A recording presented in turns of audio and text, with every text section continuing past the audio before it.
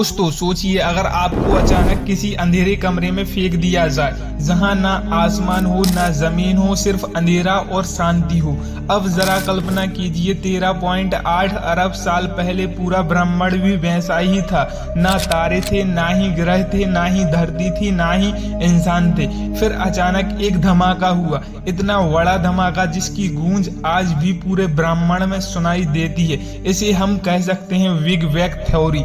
और यही था वो पल जब समय और स्थान की शुरुआत हुई। लेकिन सवाल ये है, इस अंधेरे से रोशनी कैसे बनी, गैस और धूल से ग्रह कैसे बने, और फिर इस ठंडी बंजर चट्टान पर इंसान जैसे सोचने वाले प्राणी प्रजाति कैसे आए। आज इस यात्रा में हम आपको ले चलेंगे अरबों साल पीछे, जहां से धरती की कहानी शुरू होती है, और धीरे धीरे हम देखेंगे कैसे हमारी दुनिया बनी, कैसे जीवन पनपा और डायनासोर आए और फिर मिट गए। आखिरकार इंसान इस धरती के मालिक कैसे बने। तो तैयार हो जाइए धरती से इंसान तक की इस रहस्यमयी और रोमांचक यात्रा के लिए। करीब 13.8 अरब साल पहले बिग बैंग घटना हुई। उस धमाके में इतनी ऊर्जा थी कि छोटे छोटे कण बन गए, प्रोटॉन, न्यूट्रॉन, इलेक्ट्रॉन। धीरे धीरे ये कण आपस में मिलकर हाइड्रोजन और हीलियम गैस बने। यही गैस बाद में विशाल बादल में बदल गए, और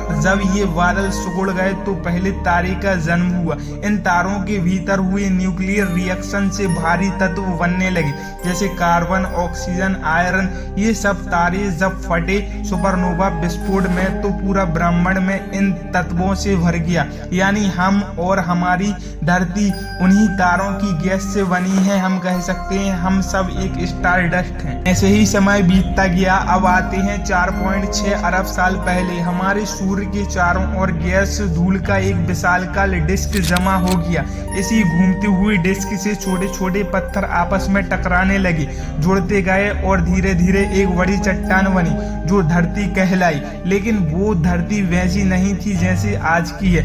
वो पूरी तरह से आग का गोला थी। हर जगह पिघला हुआ लावा, ज्वालामुखी, और चारों तरफ गैस का धुआं था। धीरे धीरे धरती ठंडी होने लगी।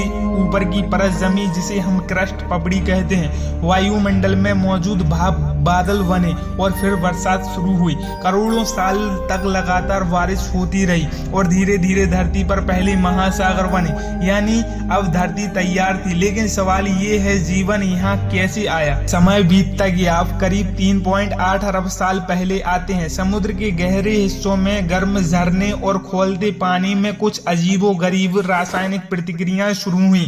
कार्बन, हाइड्रोजन, नाइट्रोजन जैसे तत्व आपस में मिलकर प्रोटीन, आरएनए जैसी जटिल चीजें बनाने लगी।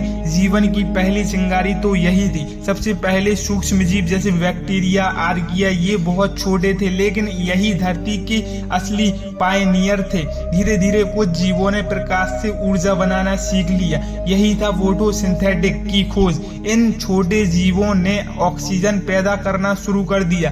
पहले तो ऑक्सीजन जहरीली थी, लेकिन समय बीतने के साथ साथ यही ऑक्सीजन हमारे जीवन के लिए बहुत ही ज्यादा इम्पोर्टेंट बन गई। करीब 60 करोड़ साल पहले धरती पर पहली बहुकोशिकीय जीव आई। जेलीफिश, स्पंज और अजीब प्रकार के समुद्री जीव पैदा होने लगी। फिर आई कैम्ब्रियन एक्सप्लोजन, एक ऐसा समय जब अचानक धरती पर जीवन के रूपों का धमाका हुआ। सैकड़ों तरह के जीव, कीड़े मकोड़े, समुद्री अजगर धरती पर छा गए। धीरे धीरे छिपकलियों का विकास भी होने लगा, और मछलियों का भी विकास होने लगा। कुछ मछलियां पानी से बाहर आने लगी। इनसे बने पहले उभयचर यानी एम्फीबियंस। यानी अब जीवन सिर्फ पानी तक ही सीमित नहीं, धरती पर हरियाली, जीव जंतु फैलने लगा। धरती पर जीवन अब समुद्र से निकलकर जमीन पर फैल चुका था। छोटे छोटे पौधे, कीड़े मकोड़े, फिर उभयचर सरीसृप बनने लगे थे। और फिर इतिहास का सबसे रोमांचक युग आया, जिसे डायनासोर का युग कहते हैं। करीब 25 करोड़ साल पहले यानी ट्राईएसिक पीरियड में धरती पर बड़े बड़े महाद्वीप एक साथ जुड़ने लगे। इसे कहते हैं पेजिया। इस धरती पर मौसम बहुत ही गर्म हुआ करता था, सूखा था, और यहीं पर पैदा हुए पहले डायनासोर। शुरुआत में ये छोटे छोटे जीव थे जो इंसानों की तरह ऊंचे से भी बहुत छोटे थे, लेकिन धीरे धीरे ये विशालकाय बनने लगे।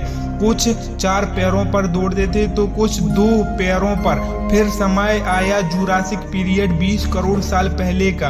यही दौर था जब डायनासोर सचमुच पृथ्वी पर राज करने लगे।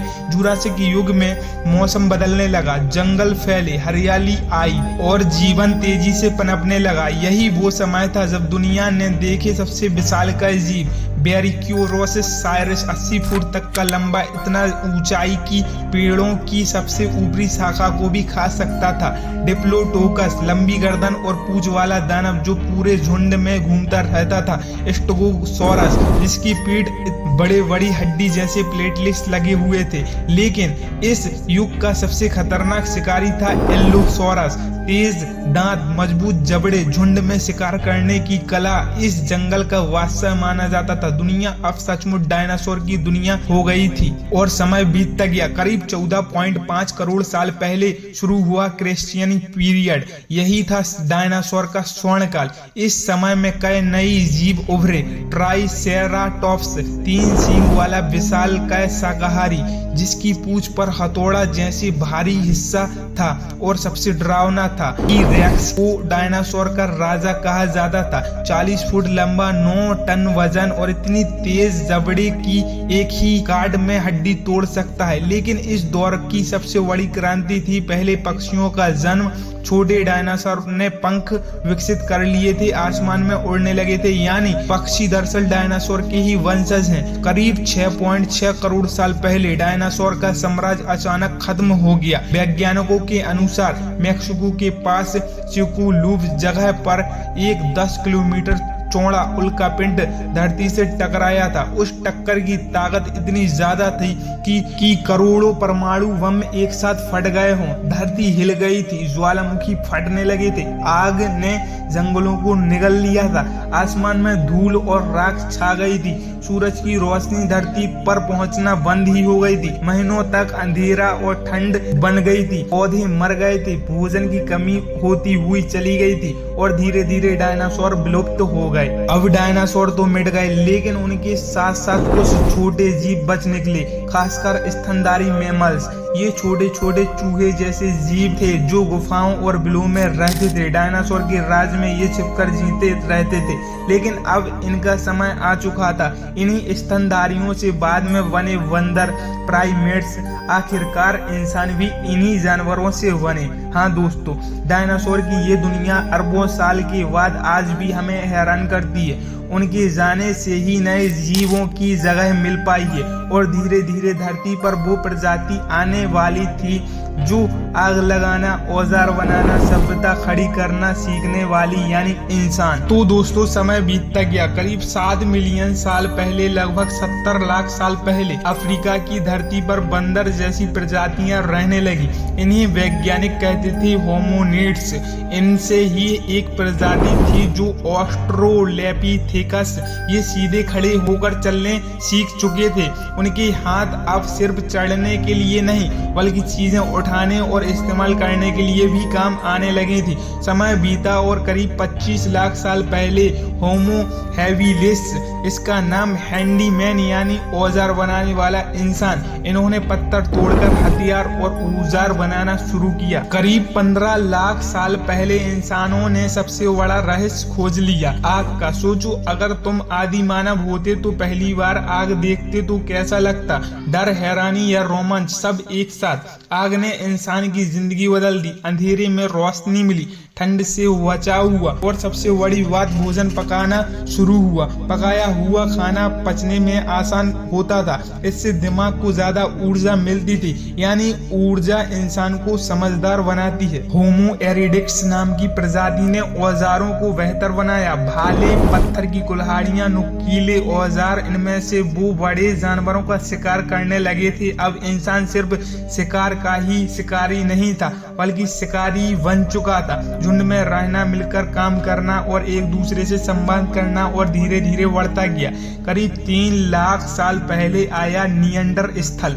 ये मजबूत शरीर वाले, ठंडी जगहों के आदि इंसान थे।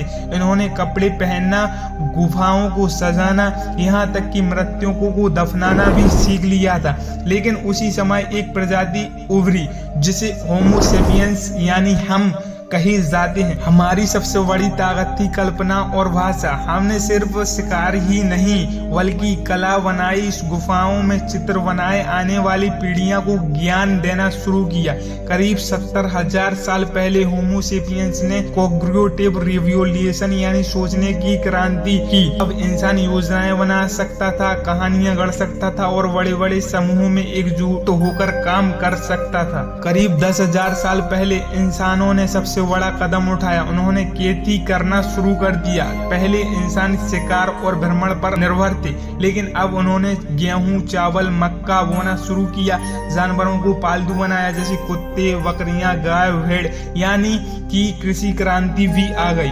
अब इंसान एक जगह बसने लगे, गांव वाले, फिर कस्बे, फिर धीरे धीरे शहर बनने लगे। जब इंसान बसा तो उसने समाज बनाए, नियम बनाए, धर्म और कहानियां और विश्वास जन्मे। सबसे पहली सभ्यता उभरी जिसे मेसोपोटामिया की सभ्यता कहते हैं, और फिर मिस्र की सभ्यता आई, और फिर धीरे धीरे सिंधु घाटी सभ्यता और चीन की पीली नदी सभ्यता। यहाँ लोग खेती करने लगे, व्यापार करने लगे, मिट्टियों की तख्तियां और चित्रलिपियों पर लिखना सीख गए। इंसान ने पहिया बनाना और धातुओं को पिघलाना सीख लिया। युद्ध के लिए सेनाएं बनाई। धरती पर सबसे एक सोच समझने वाले इंसान का जन्म हो चुका था, जिसे हम इंसान कहते हैं। तो दोस्त, धरती की असली कहानी आग और धूल से बनी। इस चट्टान पर पहले समुद्र, फिर पौधे, फिर डायनासोर, आखिरकार इंसान आए। जब हम अपने मोबाइल और इंटरनेट और तकनीक पर गर्व करते हैं, लेकिन हम पीछे जाकर देखें तो हम सब उसी ब्रह्मांड की धूल से बने हैं जहां से तारे जन्मे हैं। यानी धरती की कहानी हमारी ही कहानी। तो दोस्तों, सभ्यता की नींव पड़ चुकी थी। नदियों के किनारे बसे गांव अब शहर बन चुके थे। लिखना, पढ़ना, धर्म और राज बनाना शुरू हो चुके थे।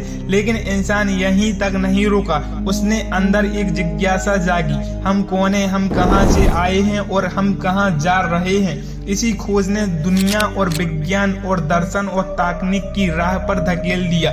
मेसोपोटामिया में लोग पहिया और लेखन का आविष्कार कर चुके थे। मिस्र में पिरामिड बनाए गए जो आज भी खड़े हैं। सिंधु घाटी में लोग साफ सुथरे नगर और नालियां बना चुके थे। चीन में रेशम और बारूद का जन्म हुआ। ये सभ्यताएं सिर्फ जीने के लिए नहीं, बल्कि उन्होंने इंसान को संगठित समाज और प्रशासन को भी सिखाया। इंसान का इतिहास सिर्फ खोजों का ही नहीं, बल्कि युद्धों का भी रहा है। यूनानियों ने लोकतंत्र और दर्शन दिया, रोमानियों ने कानून और इंजीनियरिंग दिया, भारत ने वेद, गणित और आयुर्वेद दिया, चीन ने कागज और कंपास दिया। लेकिन इन्हीं के बीच इंसान ने साम्राज्य बनाए और युद्ध छेड़े। Alexander, Genghis Khan, Akbar, Napoleon, इन सब ने इंसानों को ये सिखाता है कि शक्ति सिर्फ ज्ञान ही नहीं बल्कि एकता और सेना से भी आती है। 15वीं शताब्दी में गुटेनबर्ग ने प्रिंटिंग प्रेस बनाया